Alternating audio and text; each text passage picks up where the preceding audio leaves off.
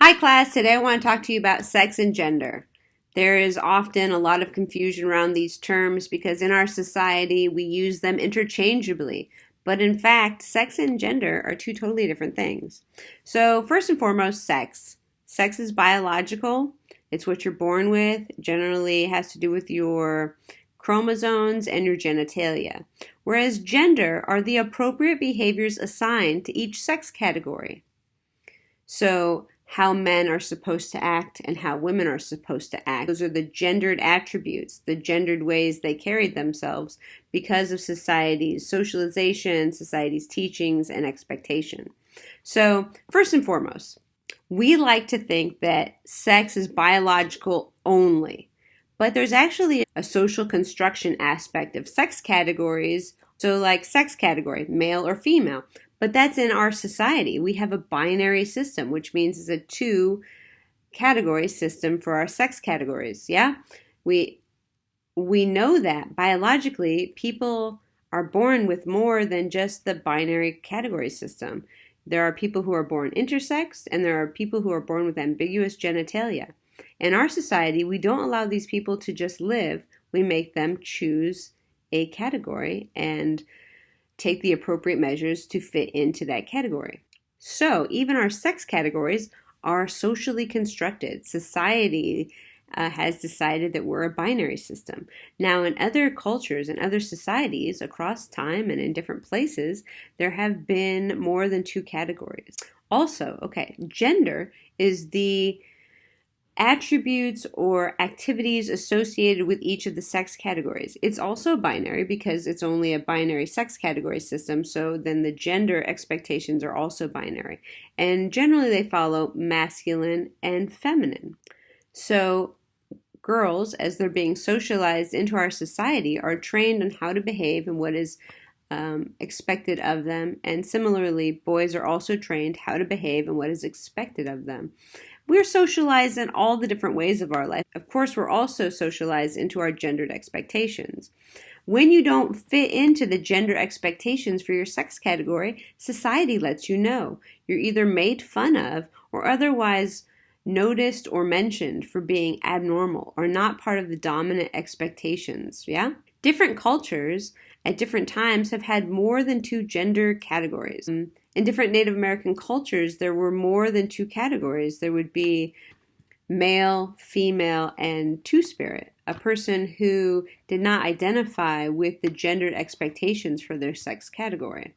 And because they had more than two categories, people who didn't feel they fit in had a category for themselves and were generally revered until the conquest came around. So there have been different category systems depending on the culture and society. Of course, if you've been raised in American culture, then you believe it is right and true to have two sex categories and that it's right and true to have two gender categories and that they should be associated with each other. Women should act feminine, men should act masculine. But what is feminine? What is masculine? Generally, we associate masculinity with something like leadership and femininity with something like submissiveness. But I guarantee that you've met a male who wasn't necessarily effeminate, but who was submissive. And you've met a female who wasn't necessarily masculine, but was a leader. And you, in your mind, categorize them as either being the exception or you just didn't categorize it in a masculine or feminine fashion. You categorize it as a human characteristic. All of the characteristics that we associate with masculinity and femininity are just human characteristics that everybody has access to portraying. So how do we know that sex categories are socially constructed and that gender categories and gender expectations are socially constructed? That's easy. We've compared the expectations across time. There have been expectations that are now associated with women but were originally associated with men, like high heels. Furthermore, in other cultures at other times, we see the differing gendered expectations. In most of the hunter-gatherer societies we've seen, anthropologists have discovered that they are primarily egalitarian. For example, the Alka tribe, if you look them up, it's AKA, the Alka tribe. They are noticed because the males of the tribe will breastfeed a baby if the mother is not immediately available. Or, as I like to say, male nipples, the original pacifier. So, whoa, was that crazy? Well, no, it's not crazy. It's actually practiced in a part of the world. And it really explains male nipples, doesn't it? So, what else about the Alka tribe? When I was looking up the Alka tribe, I came across other hunter-gatherer societies where the women would also hunt. The women were hunters. And oftentimes the argument in American culture is like women can't be hunters because they have the babies. They have to care for the babies. And in this one article that I came across, the women who were going out to hunt would tie the baby onto their backs.